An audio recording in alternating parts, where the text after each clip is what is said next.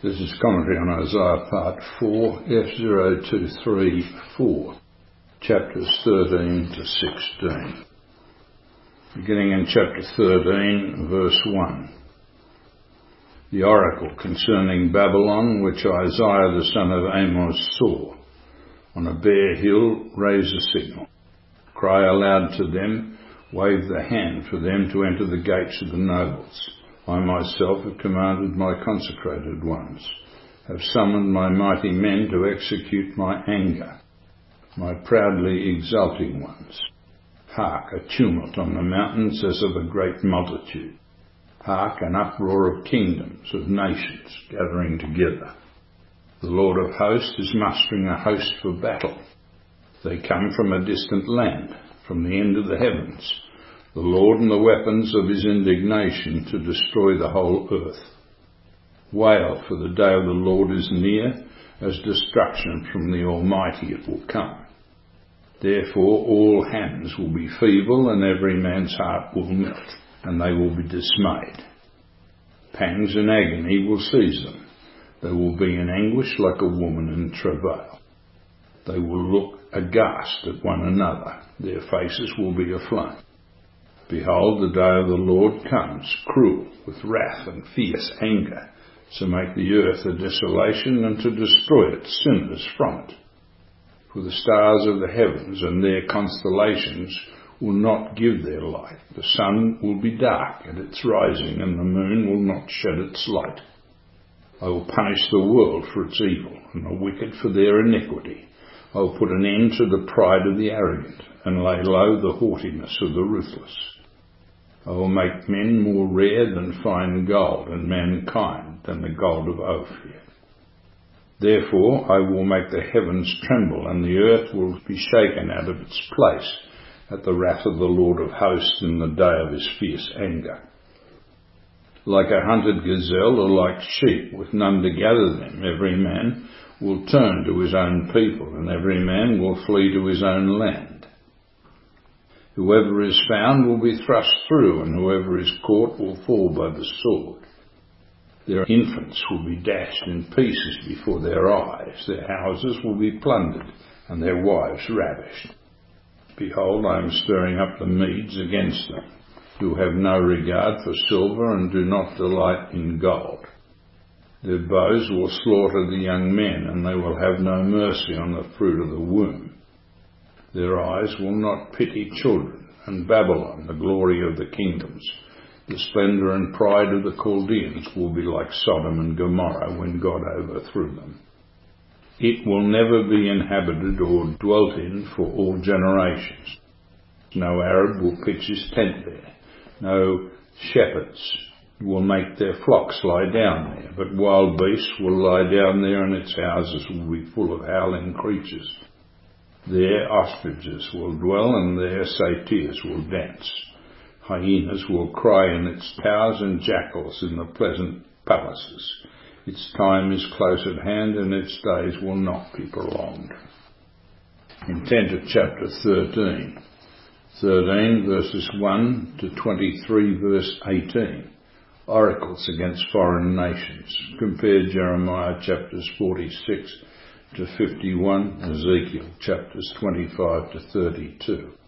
Each is in introduction to 32. Each has the word oracle. 13 verses 1 to 22. Oracle against Babylon. The prophecy here looks forward to the time when Babylon superseded Assyria and was the dominant power in the region. Revisionist scholars place the text of verses 17 to 22 as being some time after the death of Nebuchadnezzar in 562 BCE, rather than God prophesying through Isaiah. See the OARSV note. Verse 2, gates of the nobles, thought to be the name of one of the city gates. Example, see Jeremiah 19:2 for the names of the gates in Jerusalem. Verse 3, perhaps these were the Persian soldiers serving God's purpose.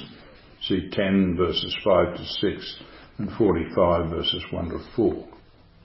However, this text looks forward to the time of the end, when God sets about summoning the consecrated ones of the loyal host to join the mighty of the army of God, to execute the wrath of God as his proudly exulting ones.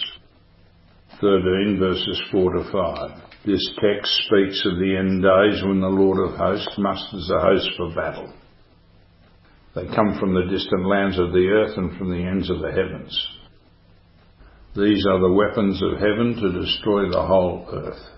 The text here refers to Daniel chapter 2, in which the false religious system of the Babylonians is completely destroyed and wiped from the face of the earth at the return of the Messiah, to crush the final empire of the 10 toes of the beast system and to restore the laws of God and the temple system. You see F024, F024 14, F026 11, 12, F027 2, 11, 12 and 13, F066 3, 4 and 5. 13 verses 6 to 16, the day of the Lord. 13 verses 6 to 9. This text is not simply regarding the fall of the Babylonians after the death of Nebuchadnezzar. The time frame was detailed in Daniel to cover the 7 times, that is 7 by 360 equals 2,520 years from the Battle of Carchemish in 605 BCE to the end of the world systems in 2027. So it's 1916 plus 80 plus 30 years. See also F02713. And then coupled with Ezekiel, we see text coupled with a period of 2 40-year periods come to the time of the end. See numbers 036 and 036 underlined 2. 13 verses 10 to 22. The destruction of Babylon from the Medes into the last days. Babylon is now an uninhabited city which serves only as a monument to its past. However, the empire of the beast serves as the king of the north, F02711, in the last days, F0665, and will act as the army of the beast system. See numbers 299A and 299B. The fall of Egypt, see number 036.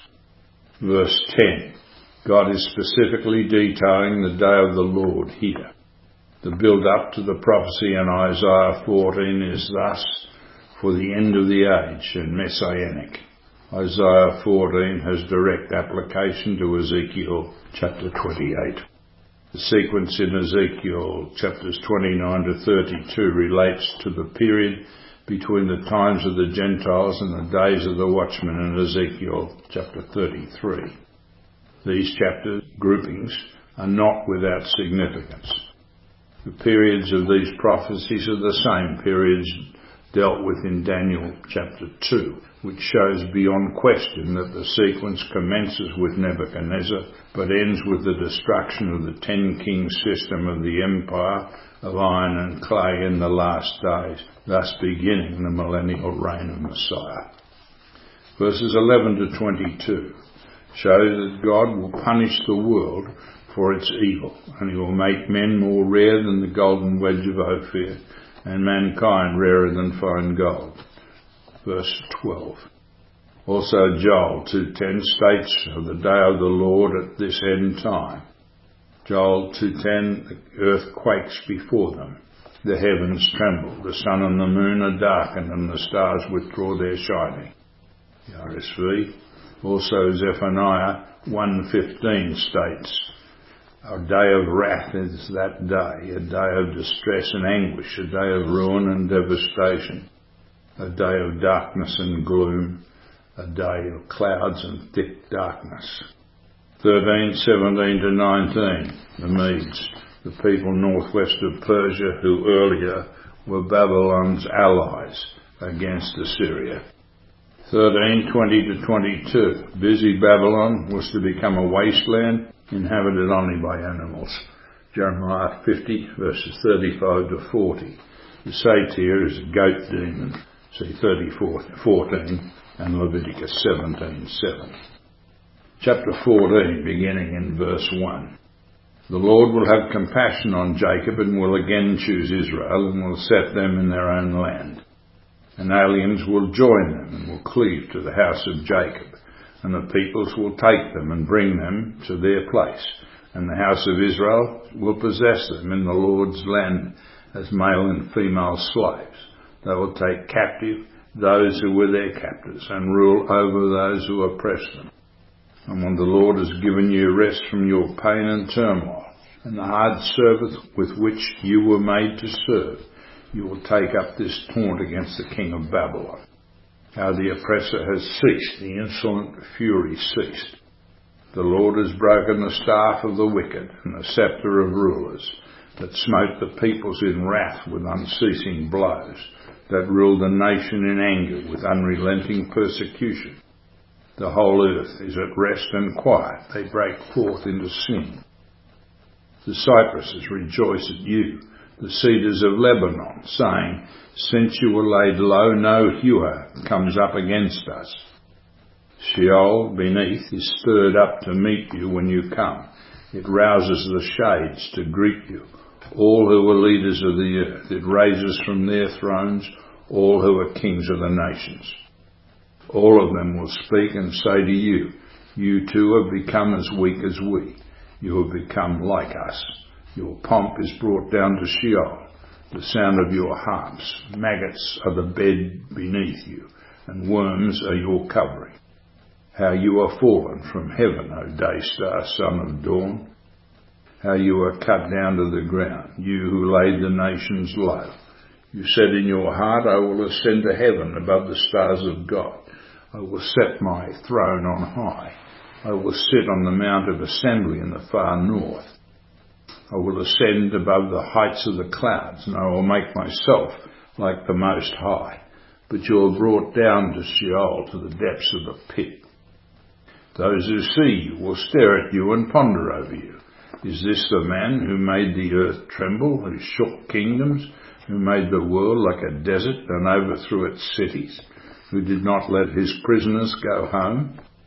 All the kings of the nations lie in glory, each in his own tomb, as you are cast out away from your sepulchre, like a loathed, untimely birth, clothed with the slain, those pierced by the sword, who go down to the stones of the pit, like a dead body, trodden underfoot. You will not be joined with them in burial, because you have destroyed your land. You have slain your people. May the descendants of evildoers never more be named. Prepare slaughter for his sons because of the guilt of their fathers, lest they rise and possess the earth and fill the face of the world with cities. I will rise up against them, said the Lord of hosts, and will cut off from Babylon name and remnant, offspring and posterity, said the Lord. And I will make it a possession of the hedgehog and the pools of water, and I will sweep it with a broom of destruction, said the Lord of hosts. The Lord of hosts has sworn, as I have planned, so shall it be, and as I have purposed, so shall it stand, that I will break the Assyrian in my land, and upon my mountains trample him under foot, and his yoke shall depart from them, and his burden from their shoulder. This is the purpose that is purposed concerning the whole earth, and this is the hand that is stretched out over all the nations. For the Lord of hosts has purposed, and who will annul it? His hand is stretched out, and who will turn it back? In the year that King Ahaz died came this oracle. Rejoice not, O Philistia, all of you, that the rod which smote you is broken.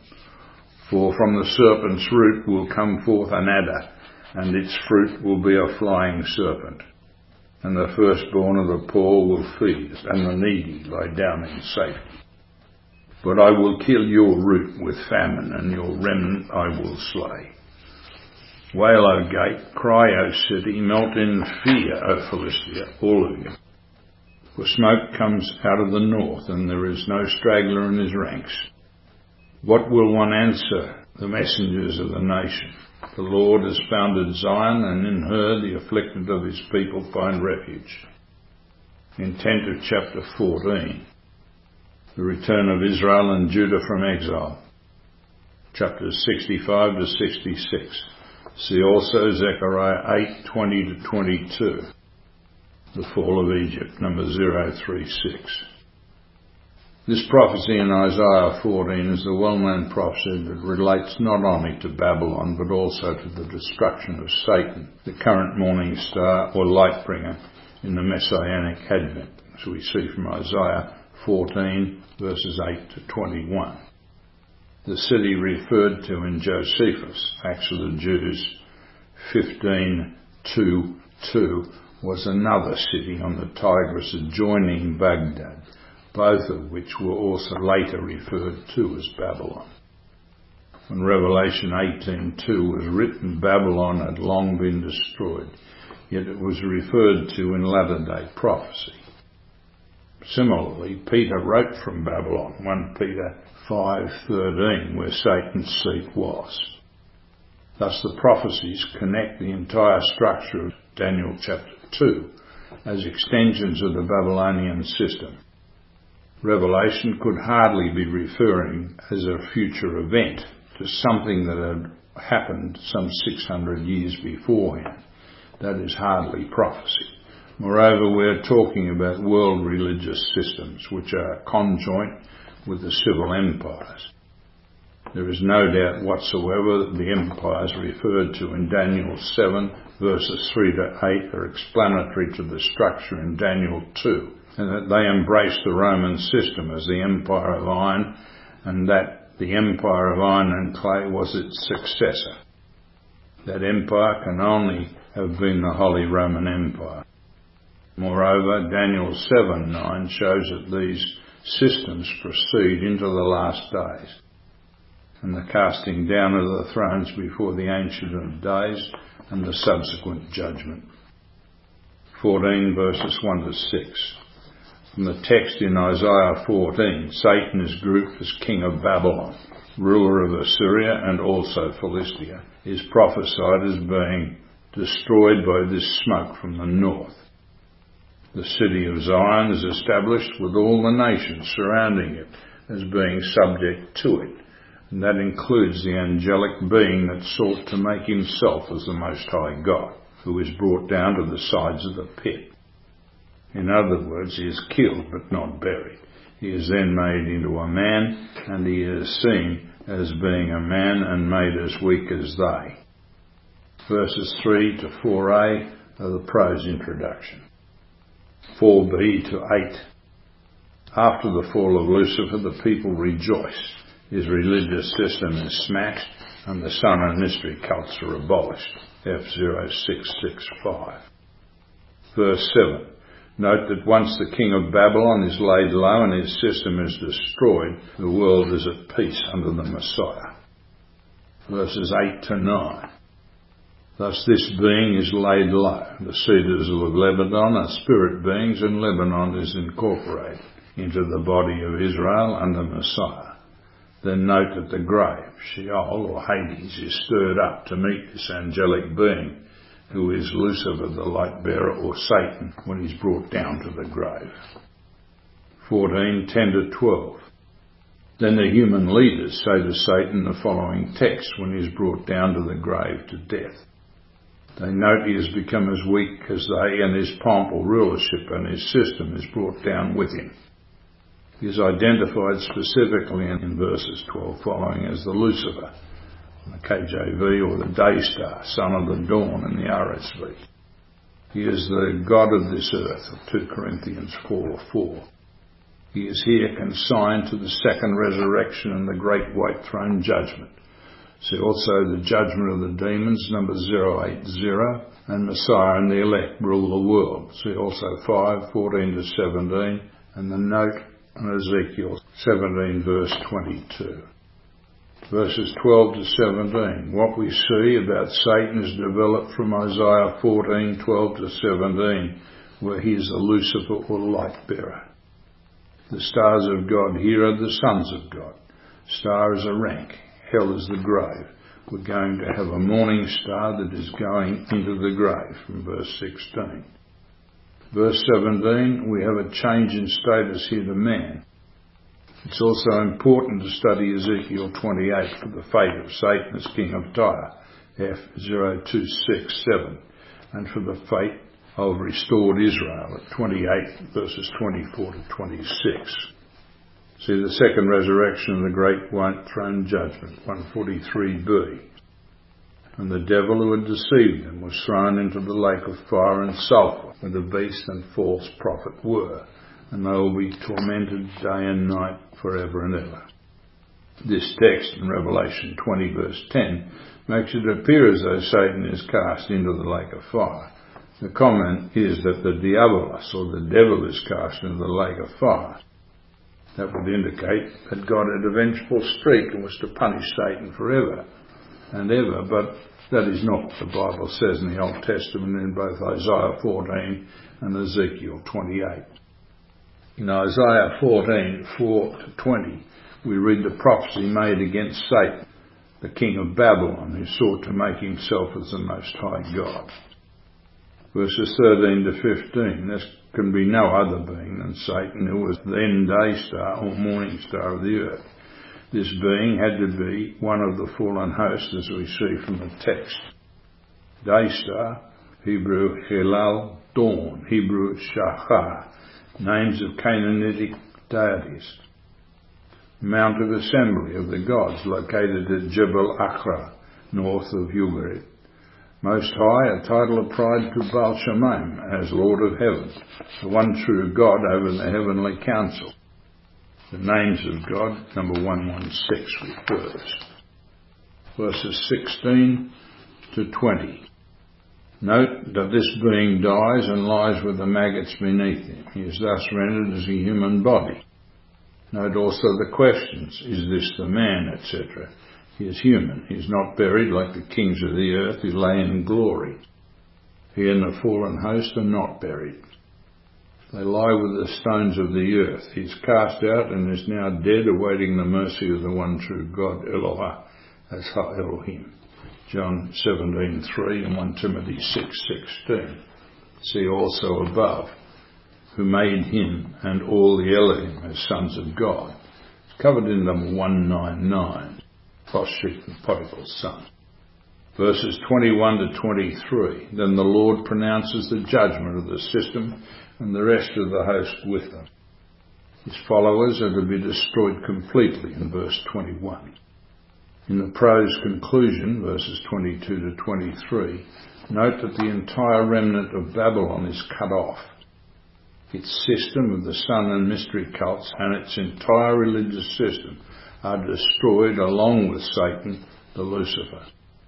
Verses 24-27 against Assyria. 17 verses 12-14, 30 verses 27-33 and 37 verses 22-29. God cannot be prevented from accomplishing his purpose.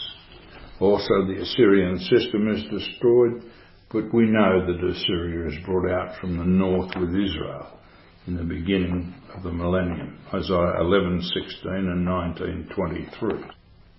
And so it is, the Babylonian religious system that is described as fallen in Revelation chapter 18. Note that the system is throughout the nations, and it is God that destroys it.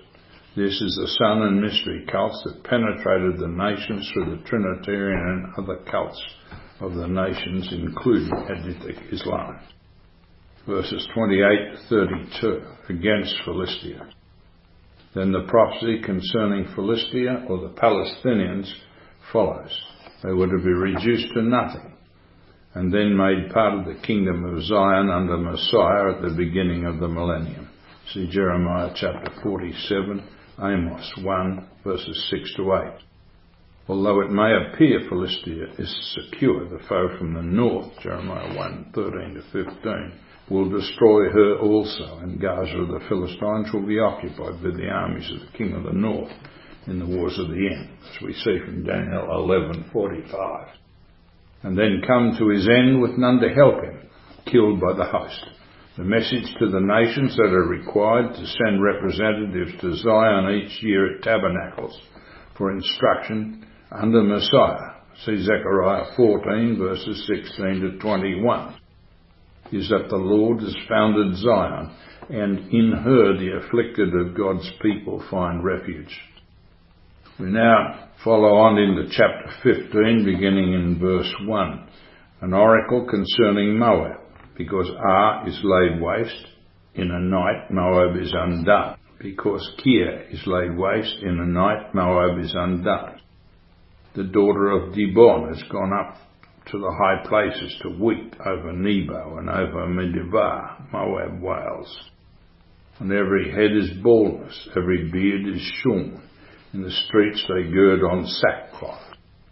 On the housetops and in the squares everyone wails and melts in tears. Heshbon and Elealeh cry out. Their voice is heard as far as Jahaz. Therefore the armed men of Moab cry aloud. His soul trembles. My heart cries out for Moab. His fugitives flee to Zoar, to Eglath Shaleshiyah. For at the ascent of Luhith they go up weeping.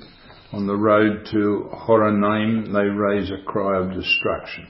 The waters of Nimrim are a desolation. The grass is withered, the new growth fails, the verdure is no more. Therefore the abundance they have gained, and what they have laid up they carry away over the brook of the willows. For a cry has gone round the land of Moab. The wailing reaches to Eglaim. The wailing reaches to Beer Elim. For the waters of Dibon are full of blood. Yet I will bring upon Dibon even more, a lion for those of Moab who escape, for the remnant of the land. Intended chapter 15 against Moab, 15 verse 1 to 16 verse 14. See Ezekiel 25:8, Amos 2:1 to 3. This oracle and Jeremiah chapter 48 are two recensions of the same elegy over once despised Moab in Genesis 19 verses 30 to 37, lying prostrate under the invaders, that is probably Assyria's heel, in verses 1 to 9. See also the OARSV note. This text explains how Moab is punished in the last days until the coming of the Messiah and the banishment of the oppressors into their own lands. Chapter 16, beginning in verse 1. They've sent lambs to the ruler of the land, from Silah by way of the desert to the mountain of the daughter of Zion. Like fluttering birds, like scattered nestlings, so are the daughters of Moab at the fords of the Arnon. Give counsel, grant justice, make your shade like night at the height of noon. Hide the outcast, betray not the fugitive. Let the outcast of Moab sojourn among you, be a refuge to them from the destroyer.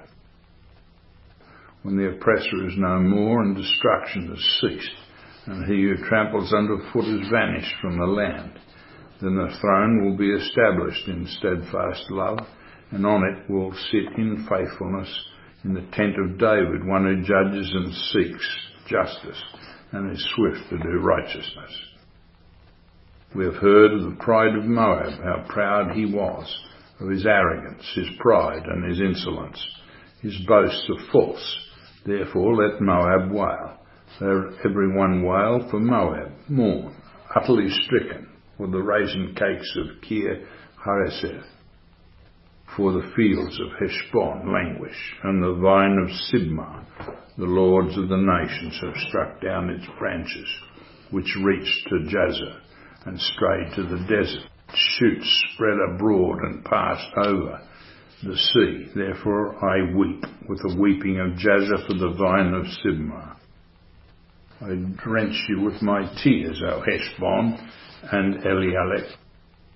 For upon your fruit and your harvest the battle shout has fallen, and joy and gladness are taken away from the fruitful field. And in the vineyards no songs are sung, no shouts are raised, no treader treads out wine in the presses. The vintage shout is hushed. Therefore my soul moans like a lyre for Moab, and my heart for Kir Heres. And when Moab presents himself, when he wearies himself upon the high place, when he comes to his sanctuary to pray, he will not prevail. This is the word which the Lord spoke concerning Moab in the past. But now the Lord says, in 3 years, like the years of the hireling, the glory of Moab will be brought into contempt. in spite of his great multitude, and those who survive will be very few and feeble. Intended chapter 16. See also the place of safety, number 194 for this text. 16, 1-5. This section deals with the reduction of Moab so that it is small and feeble, and deals with their captivity. This period is taken as being within 3 years. The lambs being sent to the ruler are taken to have spiritual significance. The area deals with the Selah and the fords of Arnon. The lambs are held to refer to the church. This is also seen as the tribute lamb of the ruler, and perhaps refers to the events in 2 Kings 3 verse 4, where Mesha, king of Moab, did the same. Selah here is identified as Petra, being in Mount Seir, near Mount Hor. See also the Companion Bible noting 2 Kings 14:7. The Moabite refugees will seek sanctuary under Messiah in Judah, as we see from this chapter. Lambs, that is a gift for the Messiah, as the lambs of the church. Compare the tribute paid to Judah by Moab, 2 Kings 3 verse 4. 16 verse 5 deals with the coming of the Messiah to establish the throne at Zion and mete out justice to Moab. 16 verses 6-12, a description of the disaster. 16 verses 6-7 is a prophecy concerning the reduction of Moab in the last days when they are saved by Messiah at his return. 16 verses 8-12. Destruction continues on with the forces of the kings of the 10 toes of the last days. The parallel is in Jeremiah 48 verses 29-33. Kir Haresh and Kir Heres are the same as the Kir in 15:1. 16, 13-14. Despite previous success, Moab will again be devastated. It will be absorbed into the kingdom of Israel under Messiah, as we see from the other texts. It will then be at peace under Messiah. What follows are Bullinger's notes on chapters 13-16 for those using the KJV.